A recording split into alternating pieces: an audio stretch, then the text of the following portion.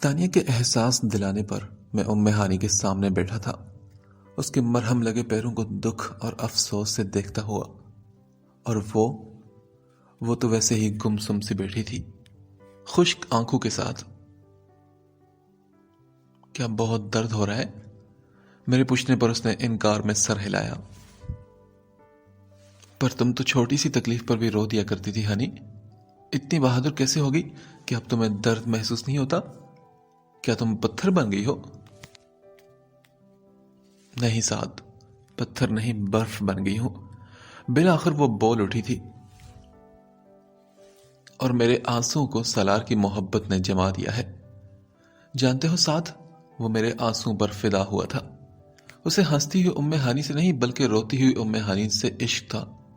وہ یہ سب مجھے رلانے کے لیے، میرے آنسو دیکھنے کے لیے کرتا تھا، مگر میرے آنسو تو میرے اندر ہی کہیں گم ہو گئے ہیں۔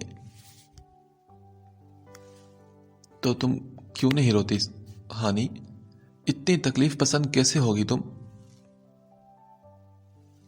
میرا دل بھر آ گیا ہے سعد، مگر میں نے خود کو سنبھالنے کی کوشش کی۔ وہ غور سے مجھے دیکھتے ہوئے پوچھنے لگی، کیا تمہیں بھی تو میری حالت پر رونا آ رہا ہے؟ تم کیوں نہیں رو رہے سعد؟ میں نے جلدی سے پلکیں جھپک کر اپنے آنسو پیچھے دھکیلنے چاہے۔ کیسے رہوں میں؟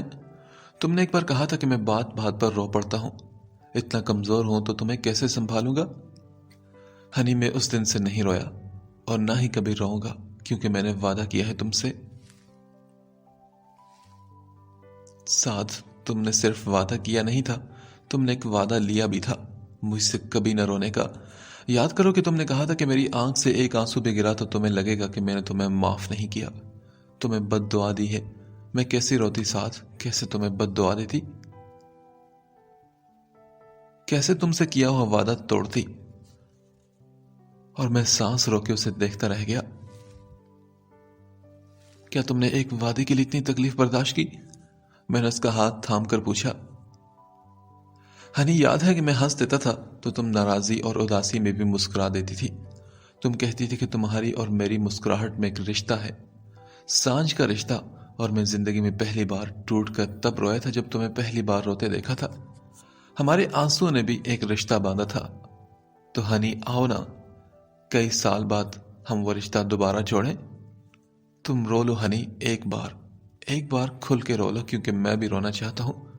تم مجھے اپنے وعدے سے آزاد کرو، میں تمہیں اپنے وعدے سے آزاد کرتا ہوں۔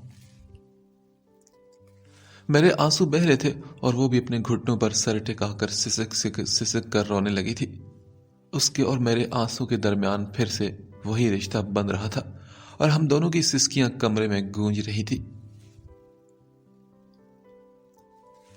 تانیہ کے ڈیڈی آج رات کی فلائٹ سے آ رہے ہیں۔ نائلہ کے اطلاع دینے پر رضوان اور مہاپارت دونوں ایک دوسرے کو دیکھ کر رہ گئے۔ نائلہ، آخر کو تم اپنی بات کر کے ہی رہی نا؟ انتہائی ناگواری سے کہتے ہوئے رضوان نے کافی کا مگ ہاتھ سے رکھ دیا تھا۔ لو بھلا، اچھی بھلی 3 ہفتے بعد ہونے والی شادی کو یوں افراتفری میں کرنے کی کیا تک ہے؟ مہاپارا نے بھی کھلے لفظوں میں اپنا غصہ جتایا تھا۔ مہاپارا ٹھیک ہے تو کہہ رہی ہے نائلہ، ابھی بھی سوچ لے کہ ہانی پر کیا گزرے گی۔ وہ اس گھر کا، اسی خاندان کا ایک حصہ ہے۔ ہم کیسے خوشیاں منا سکتے ہیں اگر ہانی… رضوان، میں ہانی کی وجہ سے یہ شادی جلد سے جلد چاہتی ہوں۔ نائلہ کے کہنے پر مہاپارا نے حیرت سے انہیں گھورا تو وہ گڑبڑا کر اپنی بات کو سنبھال کر بولی، میں چاہتی ہوں کہ اس کا دھیان بٹے، ورنہ ایسے ہی پریشان کن سوچوں میں وہ الجھی رہے گی۔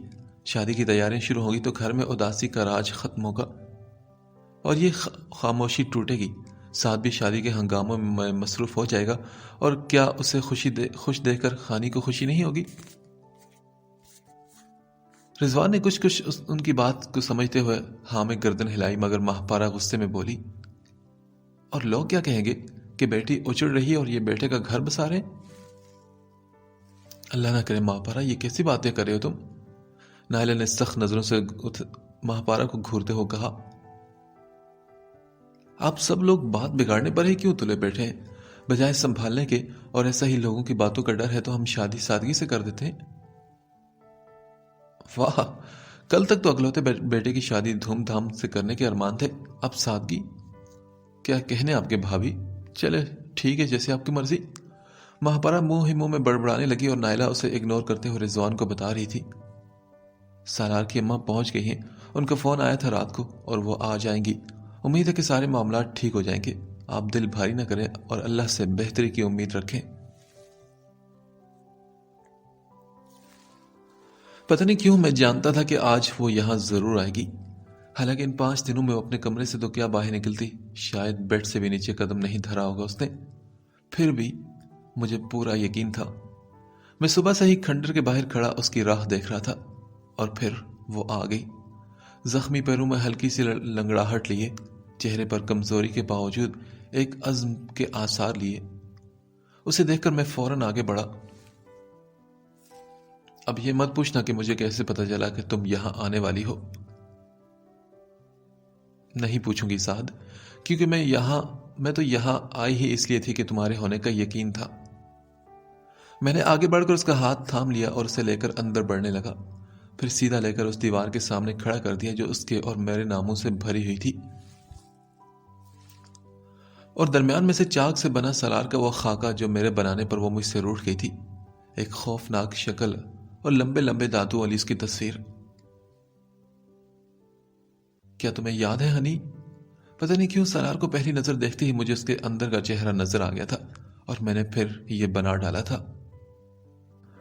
ہانی بھی اداسی سے سالار کا وہ بدصورت چہرہ دیکھنے لگی۔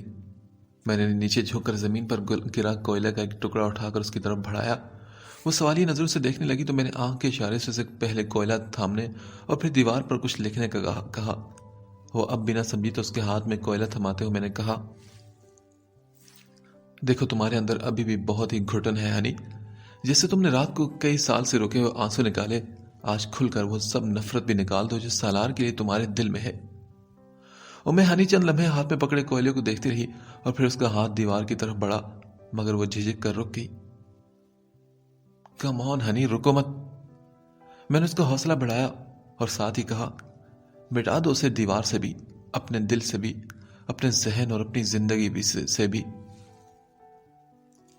میری باتوں سے اچانک ہانی کے اندر ایک ہیجان سا پیدا ہوا اور وہ پوری شدت، پورے جنون کے ساتھ زور زور سے کوئلہ دیوار پر بنی اس شکل پر پھیرنے لگی۔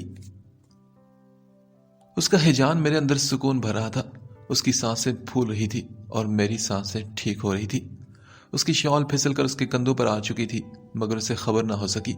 اس کا ہاتھ اسی تیزی سے دیوار پر چل رہا تھا یہاں تک کہ میرا بنایا سالار کا خاکہ مکمل طور پر ہی سیاہی میں چھپ گیا۔ ہنی بس ہو گیا۔ میں نے اس کا ہاتھ تھام کر روکنا چاہا، اس سے کوئلہ لے کر دور پھینکا اور سر کر نیچے گری شال اٹھا کر دوبارہ اسے اڑائی۔ بس ہنی، اب اور نہیں، اب تمہارا اندر خالی ہے، یہاں سالار کا کوئی بھیانک عکس نہیں۔ وہ آنسو کی دھن کے اس پار ایک بار پھر مسکرا رہی تھی، بڑی شفاف سی نکھری سی مسکراہٹ۔ سالار کی اماں شرمندہ سی سر جھکائے ان کے سامنے بیٹھی تھی اور رضوان گلا کر رہے تھے، آپ نے تو پلٹ کر خبر تک نہ لی، ہم بھی انجان رہے کہ ہماری بیٹی کس حال میں ہے، آپ پر بھروسہ تھا بہت زیادہ۔ رضوان صاحب میں بہت شرمندہ ہوں، مجھے خود بھی نہیں پتا تھا سالار کے سلوک کا۔ صرف شرمندہ ہیں آپ کو نہیں پتا کہ آپ نے بیٹے نے کیا کیا کیا ہے ہماری بیٹی کے ساتھ؟ رضوان صاحب نے غصے سے کہا، تبھی نائلہ بول پڑی، اب بس بھی کیجئے رضوان، یہ بھی تو دیکھیں کہ وہ کیسے آپ کے بتانے پر فوراً پاکستان چلی آئی، آخر یہ ان کی چاہی تو ہے نا۔ آپ ٹھیک ہے نائلہ، میں ہانی کو لے جانے آئی ہوں۔ اماں کے کہنے پر بھی رضوان صاحب نر نہ پڑے اور بولے، سالار کو خود آنا چاہیے تھا، ہم بھی تو سنیں کہ اس کے پاس کیا وجہ ہے اپنے اس غیر انسانی سلوک کی، اپنی تسلی کیے بغیر ہم کیسے ہانی کو واپس بھیج دیں؟ اماں کچھ کہنے والی تھی کہ سامنے سے آتی ہانی کو دیکھ کر چپ ہوگی، اور جیسے ہی انہیں سامنے پا کر ہانی بے ساختہ ان کی طرف بھاگتی آئی تھی، وہ بھی دونوں بازو کھول کر رہ گئی، اب وہ ان سے لپٹی سسک کر رو پڑی تھی۔ گھر واپسی پر اماں کو بفرے ہوئے سالار کے سوالات اور باتوں کا سامنا کرنا پڑا۔ کیوں نہیں لائی آپ اسے ساتھ؟ کیونکہ میں نہیں لانا چاہتی تھی، جی کڑا کر کے انہوں نے کہہ دیا۔ لیکن آپ کو تو میں نے اسی کام کے لیے بھیجا تھا نا، ہاں بھیجا تھا تم نے. تب تک میں نے اس کی حالت نہیں دیکھی تھی سالار. اسے دیکھنے کے بعد مجھے لگا کہ اس کا یہاں نہ آنا ہی بہتر ہے. اس کے لیے کیا بہتر ہے اور کیا نہیں یہ طے کرنے کا حق صرف مجھے ہے, آپ کو نہیں. سالار اپنی ہٹ درمی سے بولا, مجھے نہیں ہے تو تمہیں بھی نہیں ہے. تم بھی کوئی خدا نہیں ہو سالار جو اس کی قسمت لکھو گے. آپ بھول رہی ہیں اماں کہ اسی خدا نے اس کی قسمت میں سالار اعظم کو لکھ دیا ہے. اب اپنی تقدیر سے بچ کر وہ کہاں جائے گی؟ اسے لے کر آئیں ابھی فوراً. نہیں جاؤں گی میں. اماں نے سالار کا حکم ماننے سے انکار کر دیا, اور نہ ہی میں اسے مجبور کروں گی. مجھ سے اس کے آنسو نہیں دیکھے گے سالار. آنسو؟ ان کی بات پر سالار بری طرح چونکا. ہاں آنسو, میرے دل پر گرتے ہیں اس کے آنسو سالار. نہ کرو اتنا ظلم. اس کے رونے سے تو عرش بھی ہل کر رہ گیا ہوگا. کیوں اس معصوم کی بد دعائیں لیتے ہو تم؟ وہ اسے نصیحت کر رہی تھی مگر سالار اس کی سوئی تو بس ایک ہی لفظ پر اٹک کر رہ گئی تھی. کیا وہ سچ میں رو رہی تھی؟ وہ ابھی بھی بے یقینی سے پوچھ رہا تھا. بتائے نا, کیا وہ رو رہی تھی؟ اس نے دوبارہ پوچھا. اس کے ہونٹوں پر اب مسکراہٹ تھی جسے دیکھ کر اماں حیران رہ گئی. رات کے دانیہ کے ڈیڈی اسلم صاحب کی آمد ہوئی تھی. سب حویلی سے باہر نکل کر ان کا استقبال کر رہے تھے. ڈیڈی آپ اتنا لیٹ آئے؟ تانیہ ان سے لپٹی ہوئی لاڈ سے کہہ رہی تھی. ہاں تو بیٹا جی, میں خود اڑ سکتا تو زیادہ جلدی آ جاتا, مگر جہاز کی سپیڈ سے زیادہ بڑھانا میرے بس کی بات نہیں. وہ کافی خوش مزاج اور زندہ دل قسم کے انسان لگ رہے تھے, بہت جلدی بے تکلف ہو جانے والے. رضوان نے آگے بڑھ کر ان سے ہاتھ ملایا تو وہ ان سے ملنے لگے, اور نائلہ نے سلام جھاڑا تو فٹ آگے ہاتھ بڑھا دیا تو وہ بیچاری جھجک کر رہ گئی. اگر میں غلطی پر نہیں ہوں تو آپ میری بیٹی کی ہونے والی ساس ہیں. ڈیڈ ماما کہیں, یہ ساس واس مجھے نہیں اچھا لگتا. اوہ آئی سی. تانی تم مجھے ہمیشہ اکساتی رہی کہ میں تمہارے لیے ایک ماما لے آؤں. میں قابو میں نہیں آیا تو تم نے خود اپنے لیے ایک ڈھونڈ لی. واو. وہ بات کرتے ہوئے ہنس پڑے, اور نائلہ تو اپنی خجالت مٹانے کے لیے رضوان کو کوہنی مار کر اپنی طرف موڑنے لگی. آپ اندر آئے نا. رضوان کے کہنے پر اسلم نے اندر قدم بڑھائے اور پھر ماہپارہ کو دیکھ کر رکے. ان کا تعارف نہیں کروایا آپ نے؟ جی یہ میری بہن ہے, ماہپارہ سات کی پھوپھی. ماہپارہ نے ان کے ہاتھ بڑھانے سے پہلے ہی فوراً اپنے بازو موڑے اور ہاتھ بغلوں میں دباتے خوش لہجے میں کہا, السلام علیکم. صبح آپ کے اعزاز میں ایک پرتکلف ناشتے کا اہتمام کیا ہے ہم نے. رضوان انہیں اندر لے جاتے ہوئے بتا رہے تھے.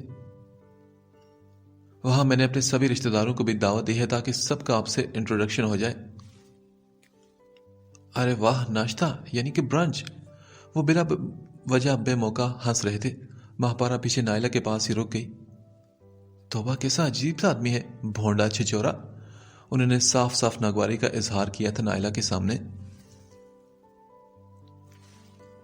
ڈیڈی کیسے لگے تمہیں؟ تانیہ شوق سے مجھ سے پوچھ رہی تھی. اگر میں کہوں کہ مجھے بالکل اچھے نہیں لگے تو کیا تم مجھ سے شادی نہیں کرو گی, انکار کر دو گی؟ نہیں, کیوں نہیں کروں گی شادی؟ وہ آنکھیں نکال کر مجھ سے غصے میں بولی تھی. پھر تو لازمی کروں گی تاکہ اس گستاخی پر تمہیں ساری زندگی سزا دیتی رہوں پورے حق کے ساتھ. اوہو سچ میں کیا؟ میں نے مایوسی سے منہ لٹکایا. پھر کیا فائدہ بلا وجہ سچ کہنے کا, تمہارا دل ہی رکھ لیتا ہوں یہ کہہ کر کے بہت اچھے لگے. میری بات پر وہ کھلکھلا کر ہنس پڑی, اور مجھے ہنی کی وہ کھلکھلاہٹ یاد آ گئی جو نہ جانے کہاں بچھڑ گئی تھی. سنو تانیہ, تم نے کہا تھا نا کہ ہانی کا ایک بار رونا بہت ضروری ہے, تو میں نے اسے رلا دیا ہے. ہاں جانتی ہوں سعد, تبھی تو دھن چھٹتی نظر آ رہی ہے, اور دھن کے چھٹنے کے بعد دھنک کے رنگ پھیلنے بھی تو ضروری ہیں, اور اس کے لیے میں اسے ایک بار مسکراتا ہوں بھی دیکھنا چاہتا ہوں. ہاں تو یہ تو اچھی بات ہے سعد, تم کوشش کرو نا. نہیں تانیہ, یہ کام تمہیں کرنا ہوگا. مجھے؟ مگر تم کیوں نہیں؟ اس لیے کہ میں اس کے سب زخموں تمام تکلیفوں کو جانتا ہوں تانیہ. جس کے سامنے انسان اپنے سارے درد کھول دیتا ہے اس کے سامنے مسکراتے ہوئے جھجکتا ہے. میں چاہتا ہوں کہ تم اسے اس پردے سے نکالو, اسے ایک بار پھر زندگی کی طرف لاؤ. حویلی کے بڑے سے لان میں اس پرتکلف ناشتے کا اہتمام جو رضوان صاحب نے اپنے سمدھی اسلم صاحب کے اعزاز میں دیا تھا، اس میں کئی رشتہ دار جو قریبی تھے جیسے کہ نیاز کا کنبہ، خالہ وغیرہ، وہ لوگ تو پہلے سے موجود تھے، ساتھ ہی انہوں نے چند اور بھی رشتہ داروں کو اس میں دعوت دے رکھی تھی۔ اس محفل میں اسلم صاحب کی شوخ چنچل طبیعت عروج پر تھی، جس سے ماہپارہ نہ جانے کیوں تنگ ہو رہی تھی۔ محترمہ، کیا آپ میری کچھ مدد کر سکتی ہیں؟ وہ پلیٹ تھامے اس کے پاس آ کر بولے۔ جی فرمائیے۔ ماہپارہ پھپھو نے ناگواری چھپانے کو اپنی سی کوشش کی۔ آپ ہی کچھ بتائیے، کہاں سے شروع کروں؟ کیا ناشتہ؟ ماہپارہ نے حیرت سے پوچھا تو وہ بولے، جی نہیں، بات۔ اس بار ماہپارہ نے ناگواری چھپانے کی قطعی ضرورت محسوس نہ کی اور غصے میں کہہ دیا، مجھے ہر بات شروع کرنے کی نہیں، ختم کرنے کی عادت ہے اسلم صاحب۔ ارے واہ واہ، کیا کہنے آپ کے۔ ماہپارہ کی بات پر وہ بلا وجہ جھوم اٹھے اور باقاعدہ گنگنانے لگے۔ بات چل نکلی ہے، اب دیکھیں کہاں تک پہنچے۔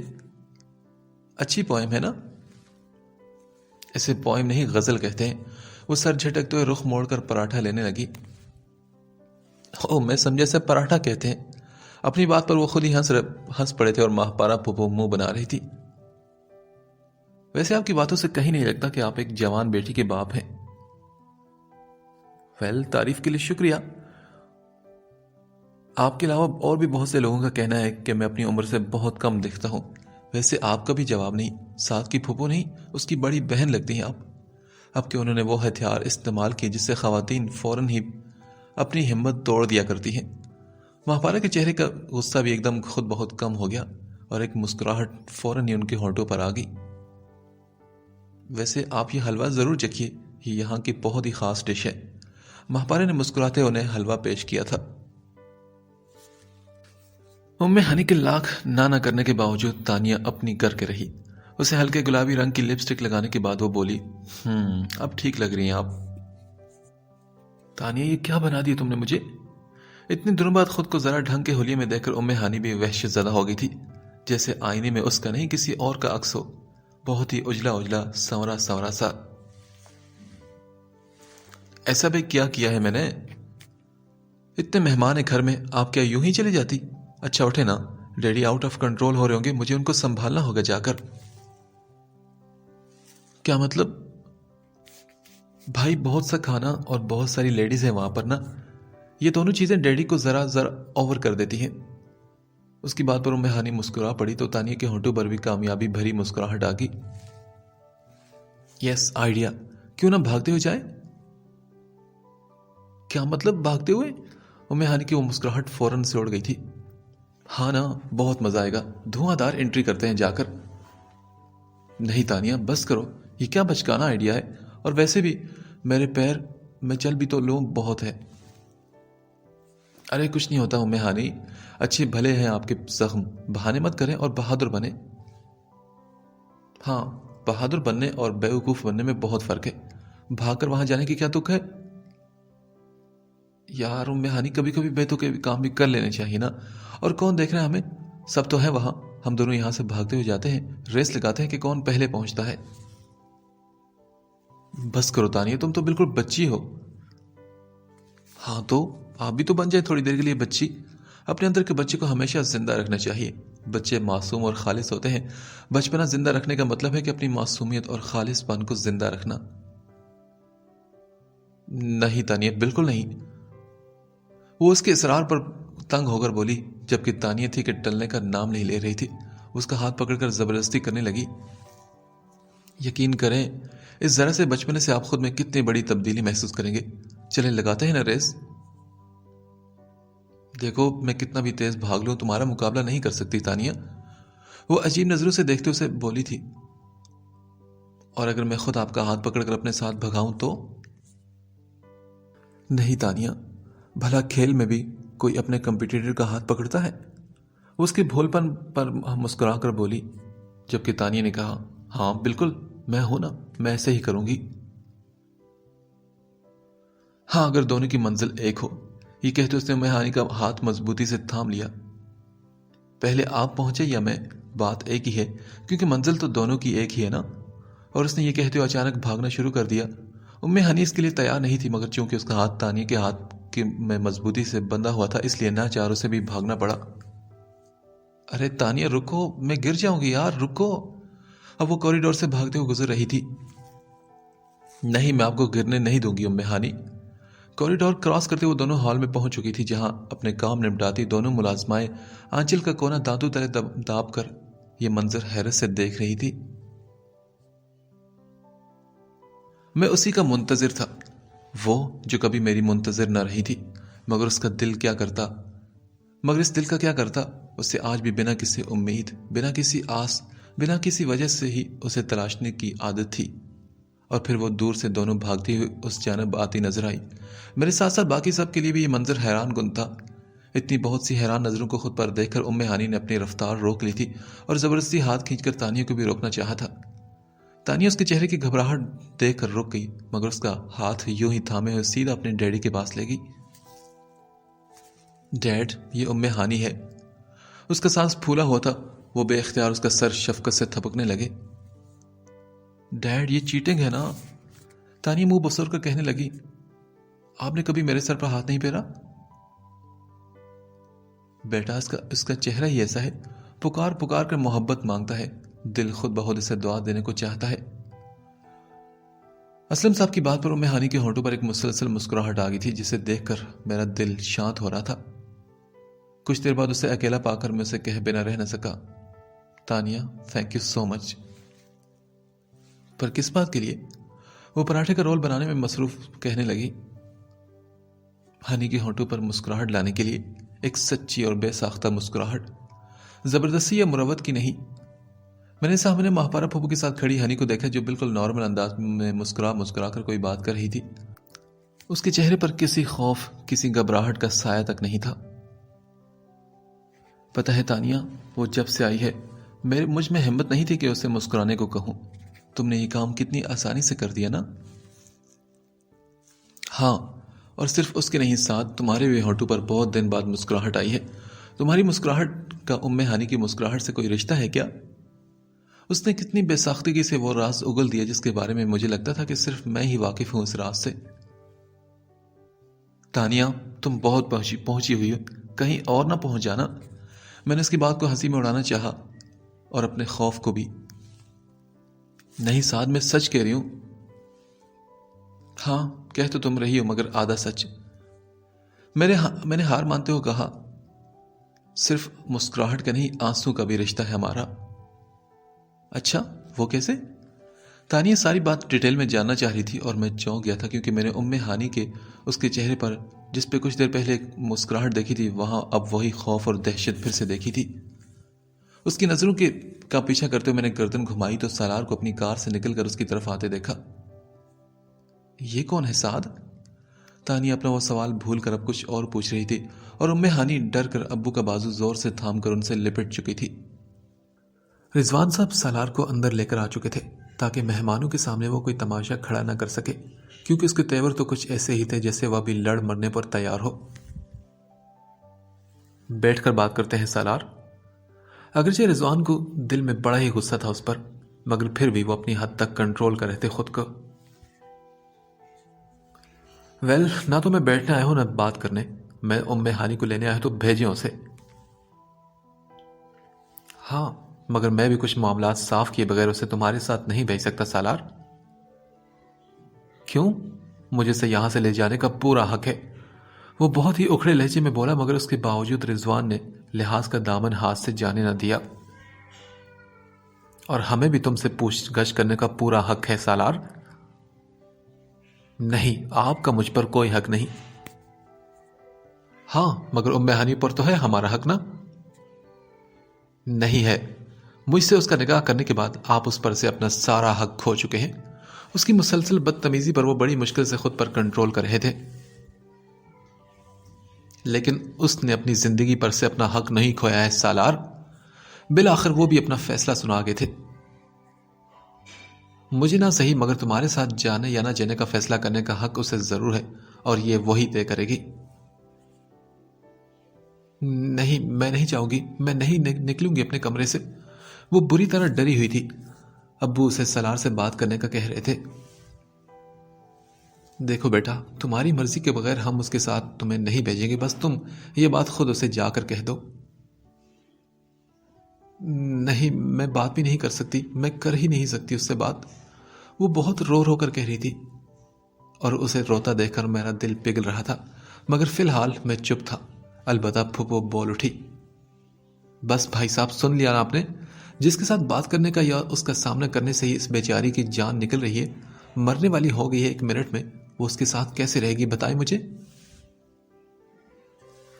ماہپارا، تم اپنی مرضی اور سوچ زبردستی اس پر مسلط مت کرو۔ امی اس سب سچویشن میں بہت ہی بے چین ہو رہی تھی، مگر ابھی تک وہ ام ہانی کی حمایت میں بھی بول رہی تھی۔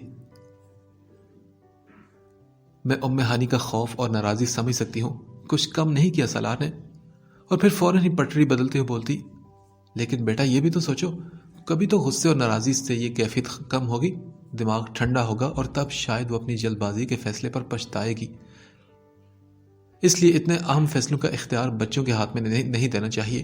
تم میری بات سمجھ رہے ہو نا سالار؟ ابھی ہم زندہ ہیں۔ امی کی بات پر اب میں چپ نہ رہ سکا۔ ہاں ٹھیک کہہ رہی ہیں آپ امی، ہم زندہ تو ہیں مگر جاگے ہوئے نہیں، ورنہ کبھی تو پلٹ کر اس کی خبر لیتے۔ جو بات یہاں آنے کے دوسرے ہی دن میں جان گیا تھا، اس سے آپ اتنا عرصہ بے خبر کیسے رہے؟ امی تو بس مجھے گھورتی رہ گئی تھی، میری بات کا کوئی جواب نہیں تھا ان کے پاس۔ ہانی بیٹا تم بولو نا، تم کیا چاہتی ہو؟ ابی نے اس کا سر تھپکتے ہوئے کہا، دیکھو ڈرو مت، کوئی تمہارے ساتھ زبردستی نہیں کرے گا، جو تم چاہو گی وہی ہوگا، تمہیں پورا حق ہے اس کا۔ میں واپس نہیں جانا چاہتی۔ اس کی بات سے میرے دل میں سکون بھر گیا تھا، اور میں تھک گئی ہوں اسی زندگی سے۔ مجھ سے اپنی بے عزتی ہوتے دیکھنے کا حوصلہ مجھ میں مزید نہیں رہا۔ میں سر اٹھا کے جینا چاہتی ہوں بنا کسی خوف کے۔ اس نے روتے روتے یہ کہا تو پھوپھو نے اسے گلے لگا لیے، جبکہ میں نے امی کی بے چینی کو بڑھتے دیکھا۔ ابو نے سالار کو اپنے ام ہانی کا فیصلہ سنا دیا، مگر وہ تو ایک دم ہتے سے اکھڑ گیا۔ میں نہیں مان سکتا اس بات کو، آپ لوگوں نے اسے ضرور پریشرائز کیا ہے نا، آپ ایک بار اسے میرے سامنے لائے، آخر کیوں چھپا رہے اسے مجھ سے؟ ہم نہیں چھپا رہے، وہ خود تم سے چھپ رہی ہے، نہیں سامنا کرنا چاہتی تم جیسے شخص کا۔ بالآخر میں نے اس کی طبیعت صاف کرنے کا ارادہ کرتے ہوئے اس سے بات کرنے کا فیصلہ کر لیا تھا۔ سعد، تم جاؤ اندر، میں بات کر رہا ہوں نا۔ ابو نے مجھے وہاں سے ہٹانا چاہا، مگر اب میں کہاں رکنے والا تھا۔ کیسی بات ابو؟ کسی بات کی گنجائش نہیں اب، آپ اسے عزت کے ساتھ واپس جانے کا کہیں یا پھر میں اپنے حساب سے کہہ دیتا ہوں۔ اور میں بھی کہہ رہا ہوں کہ میں اپنی بیوی کو ساتھ لیے بغیر نہیں جاؤں گا، تم میرے حق کو چیلنج کر رہے ہو۔ اچھا، اور اگر وہ بیوی ہی نہ رہے تو؟ میں اس کے سامنے کھڑا ہو کر بولا تھا۔ پھر کیا کرو گے تم؟ کس رشتے اور حق سے ساتھ لے جانے کی بات کرو گے مسٹر سالار اعظم؟ بھول جاؤ کہ تم کبھی اس کی گرد کو بھی پا سکو گے۔ سعد بیٹا رکو، آرام سے بات کرو، معاملے کو بگاڑو مت۔ ابو ابھی بھی مجھے روکنے کی کوشش کر رہے تھے۔ نہیں ابو، اس نے ایک لڑکی کی پوری زندگی بگاڑ دی اور آپ کو معاملہ بگڑنے کی فکر ہے؟ ان کو افسوس سے دیکھنے کے بعد میں نے سالار کی طرف مڑتے ہوئے کہا، اور میرے ہوتے ہوئے تم مجھے کبھی یہاں سے نہیں لے جا سکتے۔ اگر ہو سکے تو خود کو بچا کے ضرور لے جاؤ، ورنہ کہیں مجھے ہنی کو لگنے والے زخموں کا حساب لینا یاد نہ آ جائے۔ میری دھمکی کو اس بے غیرت اور ڈھیٹ انسان نے بہت ہی سکون کے ساتھ سنا اور جیسے پی ہی گیا۔ چند سیکنڈ مجھے سر نظروں سے گھورنے کے بعد وہ پلٹا اور خاموشی سے واپس جانے لگا۔ سعد، یہ تم نے ٹھیک نہیں کیا بیٹا۔ ابو اس کے آنے پر اتنا پریشان نہیں تھا جتنا اس کے خاموشی سے جانے پر پریشان ہو چکے تھے۔ سعد بیٹا، سالار کوئی معمولی انسان نہیں ہے، اس کی خاموشی کو طوفان سے آنے سے پہلے والی خاموشی سمجھو تم۔ اور پھر وہ دن جو ایک ہنگامے سے شروع ہوا تھا، ایک خاموشی پر ختم ہو گیا۔ ام ہانی کو یہ سکون تو ہو گیا تھا کہ اس کی مرضی کے بغیر کوئی اسے سالار کے ساتھ اس جہنم میں دوبارہ نہیں بھیجے گا، مگر دل کو پھر بھی ایک کھٹکا سا لگا ہوا تھا۔ وہ رات کے اس پہر اکیلی آنگن میں بیٹھی ان اذیت ناک یادوں سے بچنے کی کوشش کر رہی تھی کہ تبھی اسلم صاحب کافی کا مگ لیے اس کے برابر آ کر بیٹھے۔ کیا دیکھ رہی ہو تم آسمانوں میں؟ ام ہانی نے ان کے سوال پر بھی آسمان سے نگاہ نہ ہٹائی تو وہ بولے، کیا تم یہ دیکھنا چاہ رہی ہو کہ خدا تمہارے لیے کیا کر رہا ہے؟ تمہیں پتا ہے بیٹا، وہ بھی اس وقت یہ دیکھنا چاہ رہا ہے کہ تم خود اپنے لیے کیا کرتی ہو۔ اللہ نے تمہیں یہ زندگی دی ہے، اسے جینے کا پورا موقع دیا ہے، تمہیں ہمت دی ہے، تو اب تمہیں یہ دکھانا ہے کہ تم اس کا استعمال کیسے کرتی ہو۔ ہاں میں نے بہت ہمت سے ہی کام لے کر وہاں نہ جانے کا فیصلہ کیا ہے، لیکن مجھے نہیں پتا کہ ایسا ہو بھی پائے گا یا نہیں، پتہ نہیں باقی سب کو یہ کیسا لگے گا۔ ہانی نے ڈرتے ڈرتے یہ کہا تھا۔ دیکھو بیٹا، اپنے ساتھ تم نے ٹھیک کیا ہے یا غلط، اس کے بارے میں تمہیں کیا لگتا ہے؟ اسلم صاحب کے سوال پر وہ کچھ سوچ کر بولی، مجھے تو لگتا ہے انکل کہ اپنے ساتھ میں نے ٹھیک ہی کیا ہے، غلط تو تب کری تھی جب میں اپنی بے عزتی کروا رہی تھی اس انسان سے۔ اوہ گریٹ، تو باقی سب کے ساتھ ٹھیک ہو یا غلط یہ تمہارے سوچنے کا کام نہیں۔ زندگی بڑی مختصر چیز ہے بیٹا، اپنے لیے جی لیں تو بڑی بات ہے، کسی اور کے لیے جینے کا وقت اور حوصلہ کیسے نکالیں ہم؟ مہاپارا نے اپنے کمرے کی کھڑکی کا پردہ درست کرتے ہوئے باہر جھانکا تو اسلم صاحب کو ہانی کے ساتھ باتیں کرتا دیکھ کر چونکی۔ اف، یہ پاگل شخص اب اپنی چھچوری باتوں سے اس بیچاری کو مزید پریشان کر رہا ہوگا۔ وہ یہی باتیں کرتے ہوئے وہاں سے نکلی، ان کا ارادہ تھا کہ ہانی کو وہ اس شخص سے بچا کر سائڈ پہ کر لیں، مگر تبھی ان کے کانوں میں ان کی آوازیں پڑی، مگر انکل ہم خود کو لوگوں سے کاٹ کے بھی تو نہیں جی سکتے نا؟ مہاپارا کے سوال پر وہ بولے، جی سکتے ہیں، کیوں نہیں جی سکتے؟ ہاں، انہوں نے کافی کا گھونٹ بھرتے ہوئے کہا، دیکھو میں بھی تو جیا ہوں نا، اور ابھی تک اپنی زندگی جی رہا ہوں۔ تانیہ کی ماں سے جب میں نے شادی کی تو وہ کینسر کے آخری سٹیج پر تھی۔ مہاپارا کے بڑھتے قدم ایک دم وہیں تھم سے گئے تھے، وہ ان سے کچھ فاصلے پر رک کر ان کی ساری بات سننے لگی۔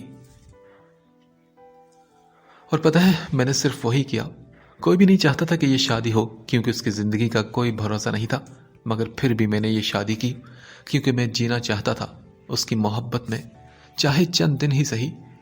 وہ ماں نہیں بننا چاہتی تھی کیونکہ جانتی تھی کہ اپنی اولاد کو پالنے کے لیے وہ زندہ نہیں رہے گی، مگر میں پھر بھی تانیہ کو دنیا میں لا کے رہا کیونکہ میں اس کے مرنے کے بعد بھی جینا چاہتا تھا۔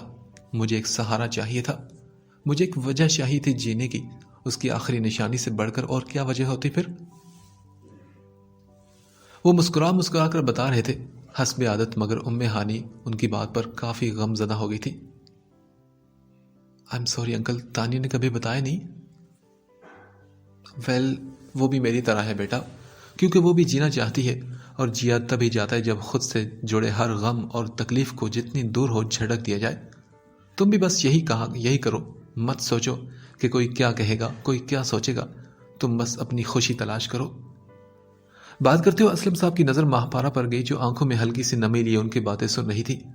اسلم صاحب کی سنجیدگی ہوا ہونے اور شوخی آنے میں ایک ہی سیکنڈ لگا تھا۔ اور پتہ ہے ہانی، یہاں آنے کے بعد کچھ حسین چہرے دیکھنے کے بعد تو اب میرا یہ حال ہے کہ، بات کرتے ہوئے ایک دم گنگنانے لگے تھے، آج پھر جینے کی تمنا ہے اور آج پھر مرنے کا ارادہ بھی ہے۔ اور پہلی بار مہاپارا کو ان کی یہ شوخی اور چھچور پن برا نہیں لگا تھا، اور وہ دھیمے سروں سے مسکرا دی تھی۔ اور اس آسمان کے نیچے انہی ستاروں کی چھاؤں میں جہاں کچھ دیر پہلے ہانی بیٹھی اپنی جینے کی وجہ تلاش کری تھی، وہیں پر اب میں کھڑا جینے کی وجہ اس سے پوچھ رہا تھا کہ تبھی، سعد تم یہاں ہو؟ میں کب سے تمہیں ڈھونڈ رہی تھی۔ اور میں اس سے پوچھ ہی نہ سکا کیونکہ تانیہ مجھے پکارتی وہاں آ گئی تھی۔ ہاں تانیہ، میں یہی ہوں اور میں بھی بہت دیر سے ڈھونڈ رہا ہوں۔ اوہ ریئلی، کیا مجھے ڈھونڈ رہے تھے؟ نہیں تانیہ، خود کو۔ اوف یار، پھر سے لگتا ہے بہت دنوں بعد دورہ پڑا ہے تمہیں فلمی ڈائلاگز جھاڑنے کا نا؟ ہاں چلو تانیہ، آج تم بھی کچھ فلمی ہو جاؤ میرے ساتھ۔ سوچ لو، پھر مت کہنا کہ یہ حویلی ہے اور یہاں یہ سب نہیں چلتا، تانیہ شرارت سے کہتی ہوئی مسکرائی تھی۔ دیکھو تانیہ، ہمارے ساتھ تو کچھ بھی فلمی نہیں ہونا، نہ کوئی ظالم سماج، نہ ویلن۔ سوچو اگر ہمارے درمیان کوئی آ گیا تو؟ پر سعد اب کون آئے گا؟ کچھ دن بعد ہماری شادی ہے نا؟ تانیہ نے بے فکری سے کہا۔ تو میں نے کہا، شادی کچھ دن بعد ہے نا تانیہ، ابھی بھی بہت وقت ہے، درمیان میں کچھ ہونے کے لیے تو ایک پل بھی کافی ہوتا ہے۔ سعد پلیز ایسی باتیں مت کرو، وہ گھبرا کر بولی۔ मत करो ऐसी बातें साद, मजाक में भी नहीं, मुझे बहुत डर लगता है। डर? किस बात का डर? तुम्हें खोने का डर साद। क्या तुम इतना चाहती हो मुझे? ये सवाल करते हुए मैं उदास हो गया था और बिल्कुल बुझ भी गया था। हाँ तो और क्या? तानिया, मैंने तुम्हें मना भी किया था पर तुम बाज नहीं आई मुझसे मोहब्बत करने से ना। मैं काफी मायूसी से बोला और दिल में सोच भी रहा था कि क्या होता जो तानिया मुझसे मोहब्बत न करती। करती भी तो वो इतनी अच्छी ना होती कि उसकी मोहब्बत को धोखा देते मुझे खुद से शर्म आए। तुम्हें पता तो है ना साथ कि मैं कितनी जिद्दी हूं। जिद्दी तो मोहब्बत भी होती है तानिया, मनमानी करने की आदी। अपनी करने पे आए तो ये नहीं देखती कि उसके सामने कौन है और उसके कदमों तले क्या क्या मसल के बर्बाद हो रहा है। देखो तानिया, मोहब्बत को माफ कर देना, उसके सारे कसूर बख्श देना, क्योंकि मोहब्बत अपनी फितरत के हाथों मजबूर होती है। साथ, हेलो, तुम कैसी बातें कर रहे हो? उसे डरा हुआ देखकर मैंने खोखला सा कहका लगाया। फिल्मी बातें तुम्हें पसंद है ना, इस तरह की बातें, इसलिए कर रहा हूं। और मेरी बात पर वो खफा सी होकर मुझे देखने लगी, मगर फिर उसकी डरी हुई सूरत सुकून में आ गई थी।